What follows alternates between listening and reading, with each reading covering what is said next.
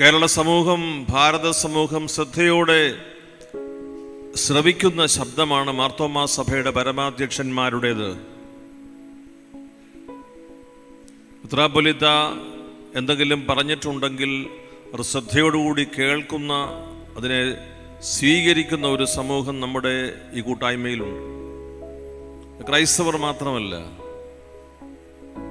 It is a voice of democracy. It is a moral certitude. ആര് പറയും, എങ്ങനെ പറയും, പറഞ്ഞാൽ എന്ത് സംഭവിക്കുമെന്ന് കരുതിയപ്പോൾ പുലാത്തേനിലെ ഒരു ചെറുരൂപം, ഒരു വലിയ ശബ്ദം ഇന്ദിരാഗാന്ധിയുടെ കാലത്ത് പറഞ്ഞത് മുതിർന്നവർക്ക് ഓർമ്മയുണ്ടല്ലോ. അടിയന്തരാവസ്ഥയ്ക്ക് ഒരു അടിയന്തര സന്ദേശം അയച്ചത് മാർത്തോമാ സഭയുടെ പരമാധ്യക്ഷനാണ്, മറ്റൊന്നുമല്ല.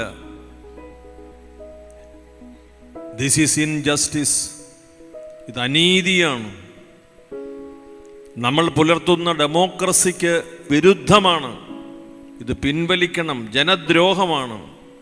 മാർത്തോമാ സഭയുടെ ആ ചെറിയ കസേരയിലിരുന്ന് സ്ഥാനാഭിഷേകം പ്രാപിച്ച ആ വലിയ മനുഷ്യൻ ലോകത്തോട് പറഞ്ഞതാണ് ഒരു ക്രിസ്തീയ ശബ്ദം.